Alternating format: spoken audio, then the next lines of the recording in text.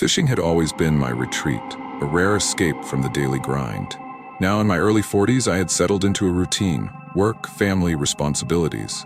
But once in a while, I needed to step away to find solitude in the quiet hum of nature. This time, I wasn't alone. My old friend Mark had invited me to a remote lake in northern Minnesota, a place he had discovered a few years back. "This spot is untouched," he had said. "No crowds, no noise, just us and the water." It sounded perfect. We packed up our gear, a cooler full of beer, and some basic supplies for a night by the lake. The drive took us deeper into the wilderness, past stretches of unmarked roads, the kind you wouldn't take unless you knew exactly where you were going. By the time we arrived, the sky had turned an inky black, the stars reflected on the lake's still surface. It was beautiful. We set up camp, started a small fire, and got our lines in the water. The air was cool. The only sounds were the occasional splash of fish breaking the surface and the distant rustling of trees. It was supposed to be a peaceful night. But then, Mark met the stranger. I had stepped away from the fire to grab something from the truck when I saw Mark talking to someone at the edge of the clearing. The man was tall, dressed in dark clothing, his face barely visible in the dim light. I hadn't heard anyone approach, which was strange. Out here, you could hear a twig snap from 100 feet away. I walked back toward the fire, trying to get a read on the situation. Mark turned toward me, his expression unreadable. "This is John," he said. He was passing through. The man nodded, his eyes lingering on me for a moment before speaking. "Didn't mean to startle you. I was hiking and saw your fire. Thought I'd say hello." His voice was calm, measured, too measured. I forced a smile. "No worries. Not many people out here." John tilted his head slightly. "That's the best part." Mark, always the friendly one, offered him a beer. John declined. "Just wanted to see who else was enjoying the lake," he said. "I'll be on my way." Without another word, he turned and disappeared into the darkness. Mark shrugged, cracking open another beer. "Weird guy," he muttered. I nodded, but didn't say anything. Something about John unsettled me. The way he had appeared without warning, the way he had watched us a moment too long before speaking. It wasn't unusual to run into other outdoorsmen, but this was different. I kept glancing into the darkness where he had vanished, but there was nothing. Just trees and shadows. An hour passed. Then 2. We kept fishing, but the mood had shifted. I couldn't shake the feeling that we weren't alone. Around midnight, Mark dozed off in his chair, his fishing rod still propped up beside him. I wasn't tired. Something was keeping me awake. Then I heard it, a soft crunch of leaves, a footstep. I turned my head slowly toward the woods, my pulse hammering. For a moment there was only silence. Then from the darkness, a voice. "Good fishing tonight?" I froze. It was John. He was standing just beyond the reach of the fire's glow, barely visible. My hand instinctively moved toward the knife on my belt. "Didn't expect to see you again," I said, keeping my voice steady. John took a slow step forward, the firelight now illuminating part of his face. His eyes were fixed on me, unblinking. "Beautiful night, isn't it?" Mark stirred in his chair, blinking awake. "Who?" he started, then stopped when he saw John. I stood up, making sure to keep the fire between us. "You need something?" John didn't answer right away. He just stared, a small smile creeping across his face. Then, as quickly as he had appeared, he turned and walked away. But I knew. He wasn't gone. We didn't sleep. Mark kept brushing it off. "Just some weird dude," he kept saying, but I knew better. Every few minutes I thought I heard movement in the trees, a branch snapping, a faint rustle of leaves. We kept the fire going, neither of us willing to acknowledge that we were too afraid to let it burn out. At some point, we packed up, deciding we'd leave at first light, but when the sun rose, we saw something that sent a shiver down my spine. Footprints. Dozens of them, circling our campsite. We didn't talk much on the way back. There was nothing to say. The whole thing had been wrong. John had been wrong. But what scared me the most was that he never tried anything. He never threatened us, never raised his voice, never even got close. And yet, I knew he had been watching us all night. That should have been the end of it. A strange encounter, an unsettling memory. But 2 nights later, back at home, I found something on my doorstep. A small, folded piece of paper. My hands trembled as I picked it up and flipped it open. The note was short, written in neat, deliberate handwriting. "Beautiful night, isn't it? I stared at my phone, my stomach turning to ice. I hadn't given John my number. I hadn't even told him my name. I looked out the window, scanning the quiet suburban street. There was nothing there. But somehow, I knew he was watching.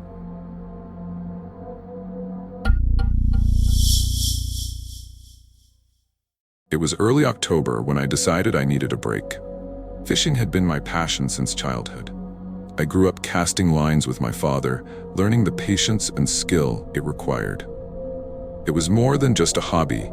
It was a connection to simpler times, to the calm and quiet moments by the water. It reminded me of my childhood, of the early mornings spent with my father at the lake near our old house. He had taught me everything: how to tie a lure, how to read the water, how to be patient. Those memories were some of the best I had, and even now, decades later, I found comfort in the quiet rhythm of casting a line and waiting. So when I had the chance to take a weekend trip to a remote lake in northern Montana, I jumped at it. The lake was about a 4-hour drive from the nearest town, surrounded by miles of dense pine forest. I had found it through an old fisherman's forum, an off-the-map location that promised untouched waters and the kind of peace only nature could provide. I packed light: a tent, some food, my fishing gear, and a gun.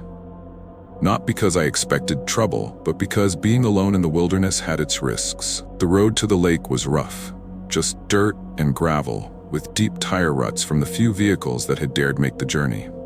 By the time I reached the clearing near the shore, the sun was beginning to dip behind the treetops, casting long shadows over the water.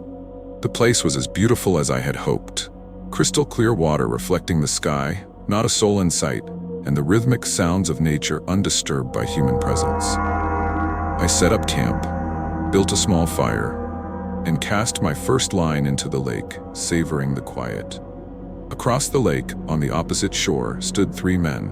They had a small campsite set up, an old canvas tent, a fire pit smoldering faintly in the dimming light. But something about them felt off. They weren't talking, weren't moving much, and every time I glanced in their direction, they were facing toward me. I swallowed hard, telling myself it was nothing. Maybe they were just other campers, watching the water, enjoying the quiet. But if that were the case, why weren't they tending to their fire? Why weren't they unpacking gear or cooking like normal campers? Minutes passed. I cast my line into the water, but my hands were unsteady. My attention wasn't on fishing anymore. I shifted in my seat, stretching casually as if I hadn't noticed them, sneaking another glance across the lake. They were still looking. A sudden gust of wind rippled the water, but the 3 figures remained as still as stone. The feeling of unease crept into my bones. I turned back to my campfire, pretending to adjust the logs, my mind racing with possibilities. Were they waiting for someone? Watching me? Or worse, were they planning something? I told myself I was being paranoid, but deep down, I knew something wasn't right. I didn't sleep well that night. Every crack of a branch, every rustle of leaves, set my nerves on edge. When morning came, I told myself I was overreacting. It wasn't until midday, when I was gutting a fish by the shore, that I saw them again, closer this time. They had crossed to my side of the lake. I counted 3 of them, just like the night before. 2 were standing near the tree line, partially hidden in the shade. The 3rd man, older than the others, walked toward me. "You from around here?" he asked. His voice was calm, almost too casual. His clothes were worn, dusty, like he had been out in the wilderness for days. "No," I said, keeping my knife in hand, "just here for the weekend." He nodded, glancing at my fishing gear. "Ain't many people come out this way." I shrugged. "That's why I picked it." For a moment, he just stared at me. Then he smiled, though it didn't quite reach his eyes. "Enjoy your trip," he said. Then he turned and walked back toward the trees, the other 2 following him without a word. I tried to go about my day as if nothing had happened, but my gut told me something was wrong. I kept glancing toward the woods, half expecting them to return. By evening, I noticed small things that made my stomach twist. Footprints near my camp that weren't mine, twigs deliberately snapped and arranged in strange patterns near the edge of my clearing, and the distinct feeling that I wasn't alone. I had my gun within reach as I sat by the fire that night, my mind racing with possibilities. Were they just curious, locals keeping an eye on an outsider? Or was there something more sinister at play?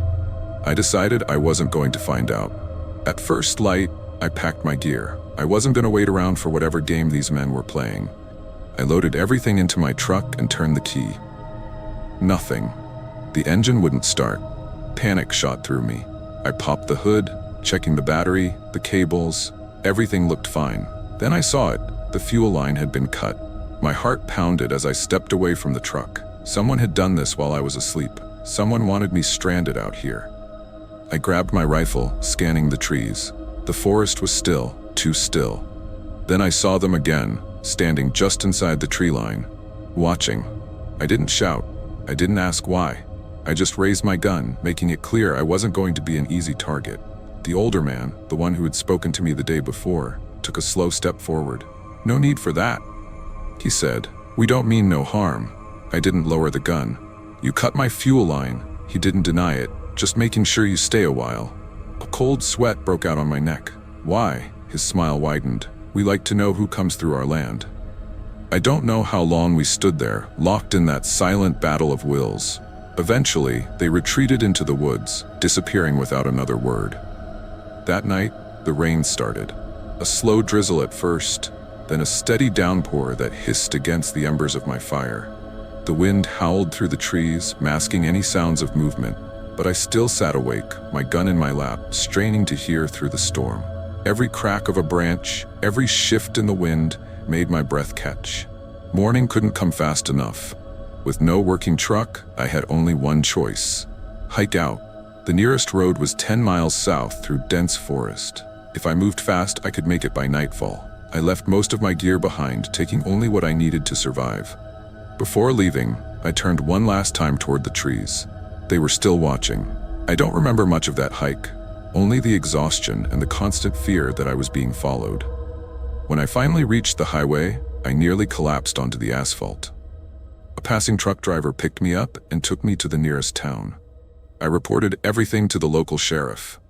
They found my campsite, my abandoned truck, but the rain from the night before had washed away most of the tracks. The footprints were faint, barely visible. The disturbed earth where they had stood was softened, blurred beyond recognition. No clear evidence, just the lingering fear that they had ever been there at all. I never went back to that lake. I don't fish alone anymore. I don't take remote trips without backup. And I never ignore my instincts. Because sometimes when you're alone in the wilderness, you're not really alone. And sometimes the worst monsters are the ones who don't need to hide.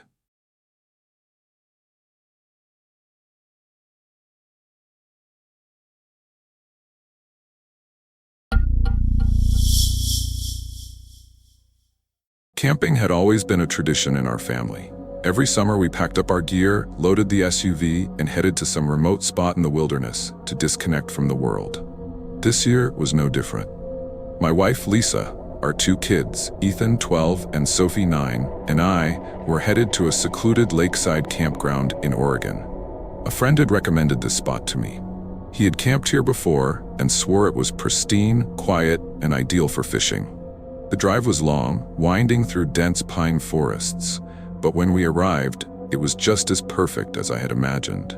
A glassy lake stretched before us, surrounded by towering trees. There were only a few other campers scattered around, which was exactly what we wanted: peace and solitude. We set up camp near the tree line, about 50 yards from where we parked the SUV.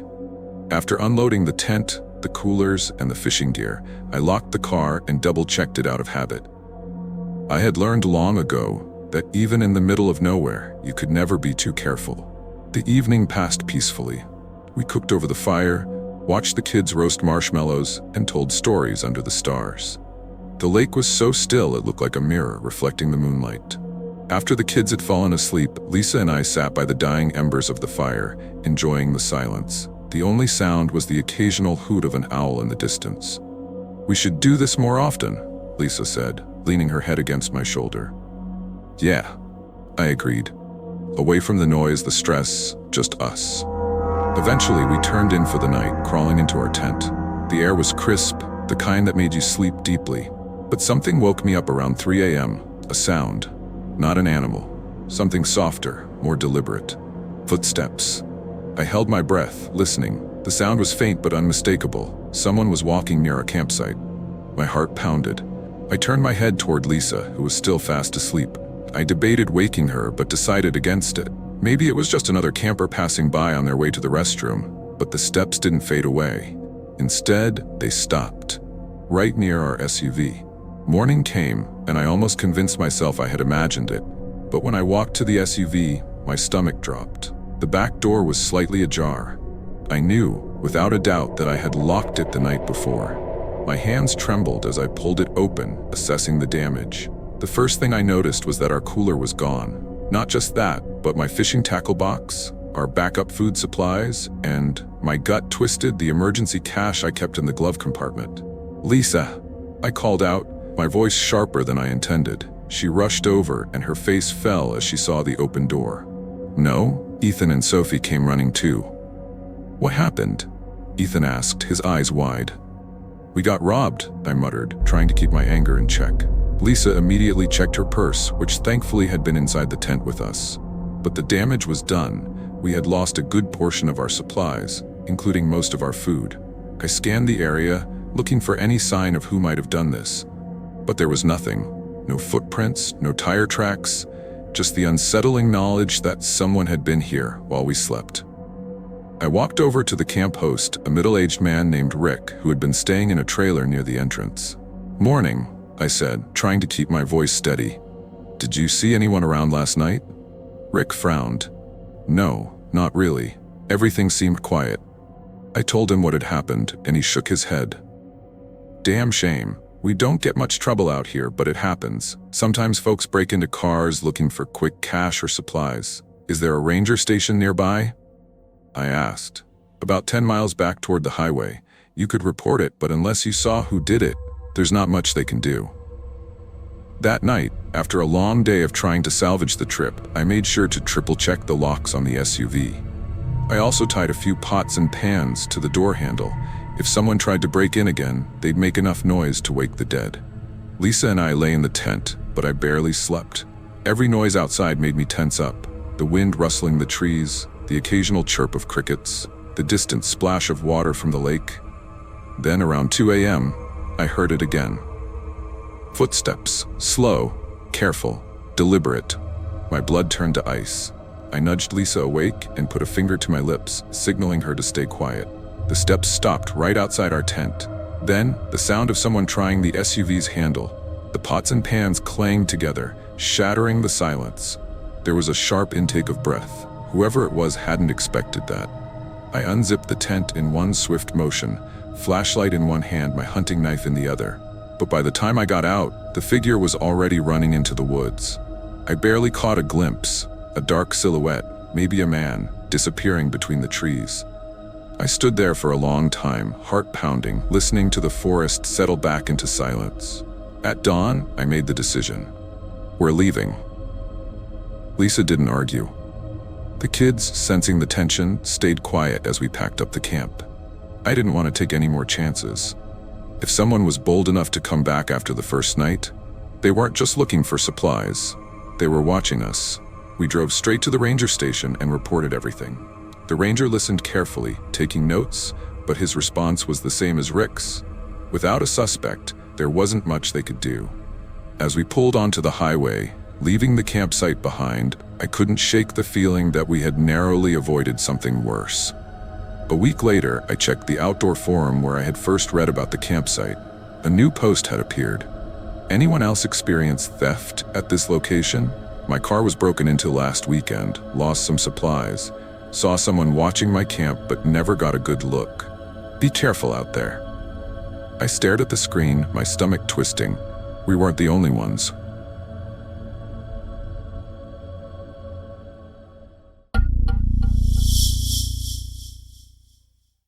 One evening, while scrolling through an outdoor exploration app, I stumbled upon a post about an untouched lake deep in the Appalachian wilderness. The description was intriguing: crystal clear waters, abundant fish, and best of all, complete solitude. The post had only a few interactions, as if the place was a well-kept secret. I saved it immediately, knowing I had to go. So when I heard about a secluded lake deep in the Appalachian wilderness, untouched, remote, teeming with fish, I knew I had to go. A friend of mine, Jeff, had mentioned it in passing, something he'd heard from an old-timer at a bait shop. No marked roads led there, no signs, just an old dirt path that only locals knew about. "This guy swore by it," Jeff had said. Said it's the best fishing spot he's ever seen. "But it's weird, man. Said you gotta be careful out there. People see things." I had laughed. "See things?" Jeff had just shrugged. "You know how these old guys are. Probably just some local legend." But that only made me more curious. Getting there was harder than I expected. The dirt road leading to the lake was barely more than a trail, overgrown with weeds and riddled with deep ruts. My truck bounced violently as I navigated the path, branches scraping the sides, the sound of my tires crunching through the underbrush the only noise for miles. After nearly an hour of slow, careful driving, I reached the clearing. The lake stretched before me, dark and still, its surface like glass. The dense tree line wrapped around it like a wall, isolating it from the rest of the world. It was beautiful. I set up my small campsite near the water's edge, took a deep breath of the crisp autumn air, and got to work. The place was empty. No signs of other campers, no boats, nothing. Just me, the lake, and the quiet. Or so I thought. It started small, a rustling in the woods behind me, just beyond sight. I told myself it was nothing, just an animal. But then I noticed something else. The lake was too still. No birds skimming the surface, no insects buzzing over the water, no fish breaking the surface. Just silence. I cast my line anyway, watching as my lure sank into the dark water. Minutes passed, then an hour. Nothing, not a single bite. It was strange. This lake was supposed to be overflowing with fish, and then I saw it. On the far side of the lake, a ripple. Small at first, but growing, as if something large was just beneath the surface. I squinted, trying to make out what it was, but the sun was low, casting long shadows across the water. Then the ripples stopped. By late afternoon, I still hadn't caught anything. Frustrated, I reeled in my line and decided to stretch my legs. I walked along the shoreline, taking in the quiet, trying to shake the unease that had settled in my gut. That's when I noticed him. A man standing at the tree line on the opposite shore. Too far to make out his face, but I could see his posture, rigid, unmoving. He was watching me. I froze. I hadn't seen any other vehicles, no other signs of campers. He hadn't made a sound. How long had he been there? I raised a hand in greeting, more out of reflex than anything else. He didn't respond. Then, without a word, he turned and walked back into the trees. I packed up early that evening. I wasn't about to leave. I had driven too far for that, but something about this place wasn't right. I kept telling myself it was just my imagination. A guy camping nearby, no big deal. But deep down, I knew better. That night, I sat by my fire, the embers crackling in the cold night air. The wind had picked up, rustling the trees, carrying distant sounds that I couldn't quite place. Then I heard it. A splash. I turned sharply toward the lake. The water was rippling, as if something had just broken the surface and then disappeared. I grabbed my flashlight, sweeping the beam across the lake. Nothing. Then a branch snapped behind me. I spun around, my heart hammering in my chest. The forest beyond my camp was dark, impenetrable. I stood there for what felt like forever, straining my ears. Nothing. Finally, I forced myself to sit back down. I told myself I was just tired. My mind was playing tricks on me. I didn't sleep much that night.